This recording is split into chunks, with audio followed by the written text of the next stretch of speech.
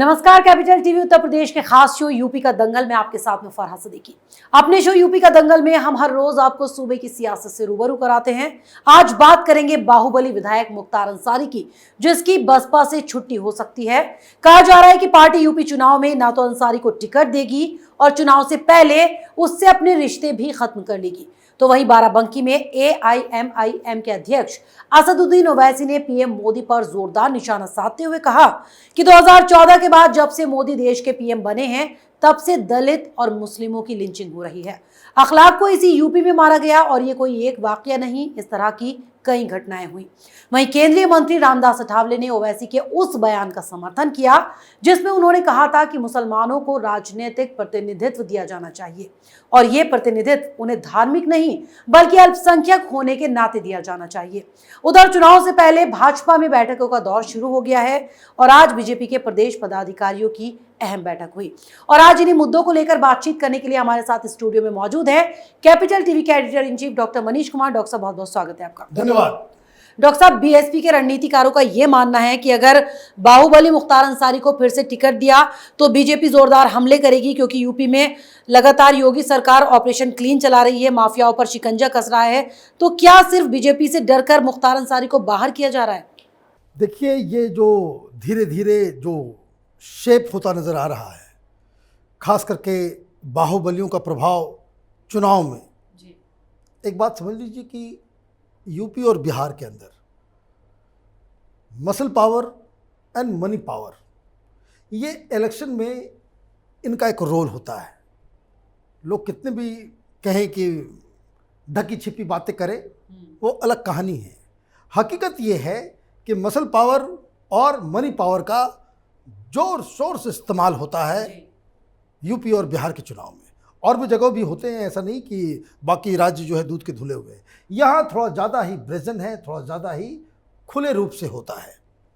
नहीं तो अतीक अहमद, अंसारी, ये लोग इस तरह के लीडर नहीं होते।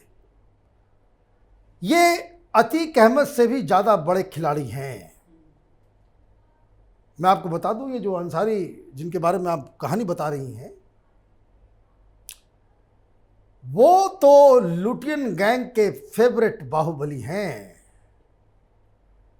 ये दिल्ली से लोग जाते हैं इनके फार्म हाउस में, यूपी का चुनाव हो रहा है, उसको कवर करना है। तो ये जो लेफ्ट लिबरल कबाल के जो पत्रकार जो सेकुलरिज्म का चोंगा ओढ़ करके अफवाह फैलाने का धंधा करते हैं, ये सब अंसारी के मेहमान हुआ करते थे। अब बीएसपी इन्हें न टिकट देने वाली है, न पार्टी में कोई जगह देने वाली है। मतलब राजनीतिज्ञ किसी पार्टी में ना हो और सूबे में चुनाव हो रहा हो, ऐसा तो होगा नहीं। तो ये किधर जाएंगे? एक सिग्नल AIMIM दे चुकी है। यस, अतीक अहमद की पत्नी जो है वहाँ गई हैं, और अगर अंसारी के परिवार के तरफ से भी इस तरह का मूव होता है और MIM में ये लोग ज्वाइन करते हैं, खेल बदल जाएगा। ये खेल इस तरह से बदलेगा कि समाजवादी पार्टी और BSP दोनों ही अपना सर फोड़ोगी कि हमने क्या गलती कर दी है।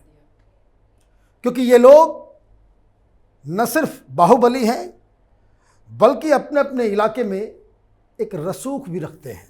लेकिन डॉक्टर साहब, दोनों तरफ से इनकी तो वो स्थिति हो गई मरने वाली कि अगर पार्टी में रखेंगे तो बीजेपी को जवाब देना भारी पड़ जाएगा, क्योंकि वो घेरेगी माफियाओं के मुद्दे पर, और अगर नहीं रखेंगे, ये AIMIM के साथ गए, तभी भी इनकी वही स्थिति। तो इसलिए तो कहा जाता है, जैसी करनी वैसी भरनी। आपने अंसारी और अतीक अहमद जैसे लोगों को इतना बड़ा लीडर बना दिया। आज समाजवादी पार्टी BSP ये कहे कि भाई हमसे रिश्ता तोड़ लेने, उससे क्या फ़र्क पड़ता है? बनाए हुए उन्हीं के हैं, उन्हीं के बनाए हुए हैं। भाई ये सारे लोग हैं कौन? इनको नेता बनाया कौन? इनको इतनी ज़्यादा शक्ति मिली कैसे? तो ये गलती आपने की है तो सज़ा आपका कोई पड़ोसी तो भुगतेगा नहीं, आप ही भुगतेंगे। आप ही भुगतेंगे। और ये टाइम आ गया है कि भाई ऐसे राजनीतिक खेल में आप फंस गई हैं कि आपके पास ना अंसारी को निगलते बन रहा है, ना उगलते बन रहा है। उगलते बन रहा है। तो ये एक अलग कहानी है।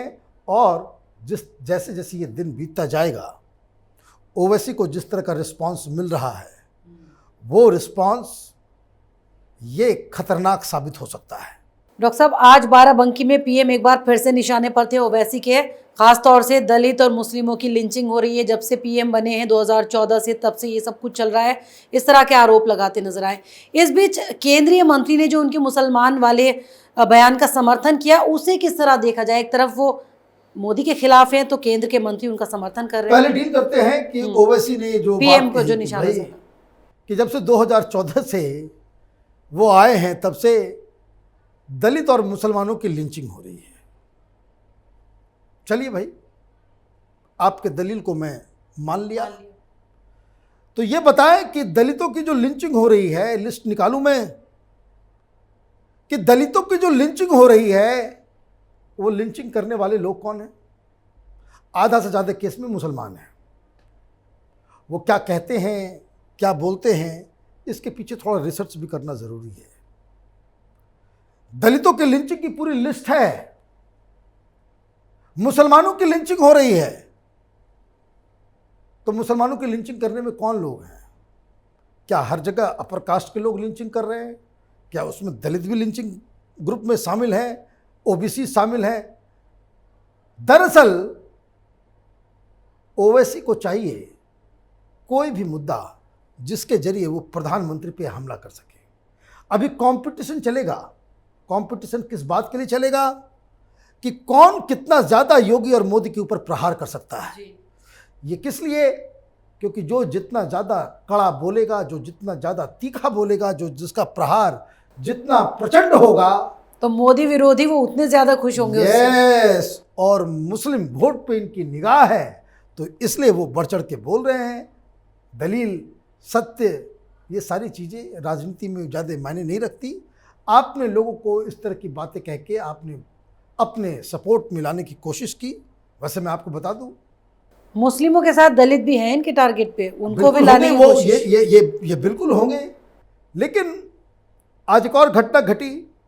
आज जो जहाँ कार्यक्रम इनका होने वाला था, तो उनको वो परमिशन नहीं दिया जा रहा था, नहीं मिली थी परमिशन, लेकिन बाद में जो है, वैसे मेरा अपना मानना है, सरकार किसी की भी हो, पार्टी कोई भी हो, कोई रैली करना चाहता है तो ये टेक्निकल एस्पेक्ट पे उसे रोकने का काम नहीं होना चाहिए।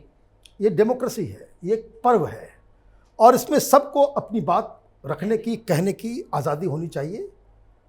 ऐसा नहीं कि ओवैसी साहब तीखा बोलते हैं, ठीक है, कोई बात नहीं, बहुत ही कभी कभी अनर्गल बात बोल देते हैं, कोई बात नहीं, लेकिन ये उनका अधिकार है, और इसलिए उनको या उनके कार्यक्रम को रोकना, उसमें विघ्न डालने का काम किसी अधिकारी को नहीं करना चाहिए। और अच्छी बात यह है कि जब मुझे ये पता चला कि भाई बाद में परमिशन मिल गई है, तो मुझे अच्छा लगा कि कम से कम कुछ सेंसिबल लोग जो है प्रशासन में वहाँ पे मौजूद हैं। अब दूसरी कहानी जो आपने अट्ठावले साहब की कही कि भाई वो बात सही कह रहे हैं कि मुसलमानों को राजनीतिक प्रतिनिधित्व मिलना चाहिए, मतलब सत्ता में हिस्सेदारी मिलनी चाहिए। बिल्कुल मिलनी चाहिए, किसने कहा नहीं मिलनी चाहिए? आप इस देश के सेकेंड लार्जेस्ट मेजॉरिटी हैं, आपको तो ऑब्वियसली आपका यह हक है कि आप इसमें अपना अधिकार जमाएं, लेकिन इसके लिए कोई आपको थाली में परोस के तो ये अधिकार देगा नहीं, करना पड़ेगा आपको कुछ। डेमोक्रेसी है, इसमें खुद के लिए आपको लड़ना पड़ेगा, खुद के लिए खड़ा होना पड़ेगा। आप वोट बैंक बन जाओगे, आप पॉलिटिकल पार्टीज, मौलवी मौलानाओं के चक्कर में फंस करके वोटिंग करोगे, आप अपने लिए नहीं दूसरे को हराने के लिए वोटिंग करोगे, आप टैक्टिकल वोटिंग करोगे, तो आप हमेशा 12th मैन ही रहोगे। ये सेकुलर पार्टियों की जो राजनीति है वो किस आधार पे है? ये बीजेपी, मोदी, योगी का डर दिखा करके आपको गुलाम बनाने का यही राजनीति नहीं है।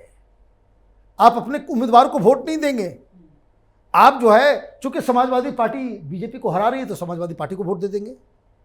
तो समाजवादी पार्टी के वोट को क्या लगेगा कि भाई ये जाएंगे कहाँ बच्चों, बच के जाएंगे, जाना कहाँ है, घूमेंगे फिरेंगे यही घूम फिर के तो वापस यहीं पे आना है, नहीं तो जाओ भुगतो।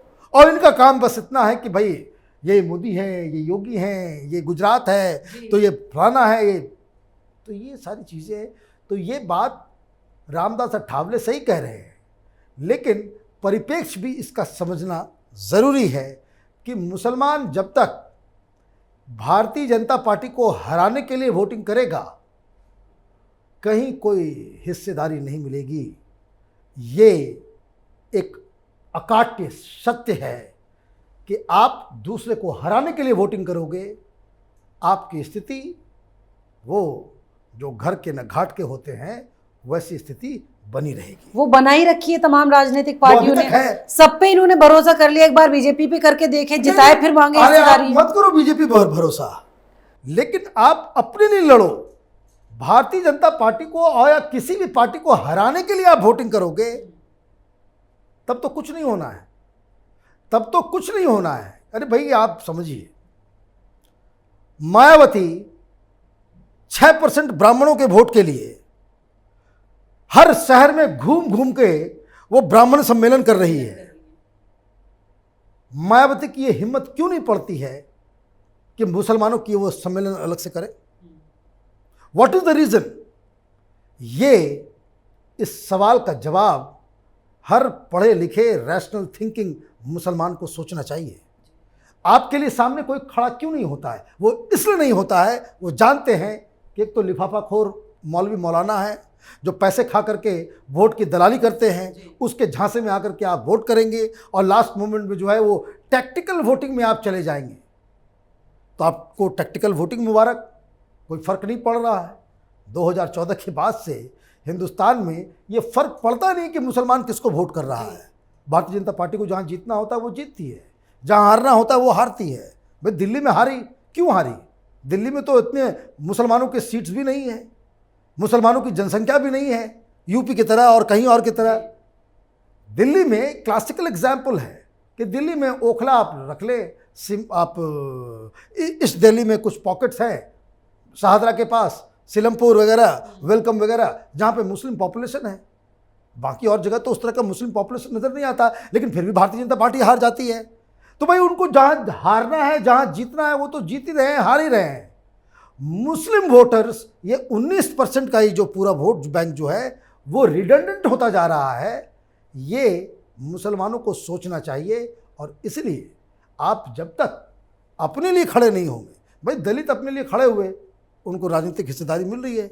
अठावले 1 सीट है उनकी पार्टी की, 1 सीट, मंत्री बने हुए हैं ना, मंत्री बने हुए हैं। कोई मुस्लिम 1 सीट लेकर के वो मंत्रालय की सीढ़ी में भी नहीं चढ़ सकेगा। क्यों? वो इसलिए क्योंकि आपने खुद अपनी हालत उस तरह से बना रखी है। डॉक्टर साहब चलिए, बहुत बहुत शुक्रिया हमारे साथ कार्यक्रम में। धन्यवाद। तो जहां बसपा अपने माफिया साथी मुख्तार अंसारी से दूरी बना रही है, तो वहीं अटकलें ये भी लगाई जा रही हैं कि क्या अतीक की राह पर चलते हुए मुख्तार भी अब ओवैसी की पार्टी का दामन तो नहीं थाम लेंगे, क्योंकि बसपा को ये फिक्र सता रही है कि कहीं मुख्तार के पार्टी में रहने पर बीजेपी ने सवाल खड़े किए तो वो क्या जवाब देगी। वहीं ओवैसी के निशाने पर एक बार फिर से पीएम मोदी रहे, लेकिन इन सब के बीच बीजेपी में एक के बाद एक बैठकों का जो दौर चल रहा है, उससे साफ है कि कोई कुछ भी कहे, कोई कुछ भी करे, बीजेपी को पूरा जो फोकस रखना है वो मिशन यूपी 2022 पर रखना है। फिलहाल हमारे इस प्रोग्राम में इतना ही, लेकिन अगर आपको हमारे प्रोग्राम पसंद आया तो इसे लाइक करें, शेयर करें और उत्तर प्रदेश चुनाव से जुड़ी हर खबर को जानने के लिए कैपिटल टीवी के साथ साथ कैपिटल टीवी उत्तर प्रदेश को सब्सक्राइब करना ना भूलें। अगर आपको हमारा वीडियो पसंद आया हो तो इसे लाइक करें, हमारे चैनल को सब्सक्राइब करें और हाँ, बेल आइकन दबाना ना भूलें ताकि आप तक हमारे वीडियो की नोटिफिकेशन पहुंचती रहे। आप अपना सुझाव हमें कमेंट बॉक्स में दे सकते हैं। हमारे साथ जुड़ने के लिए शुक्रिया।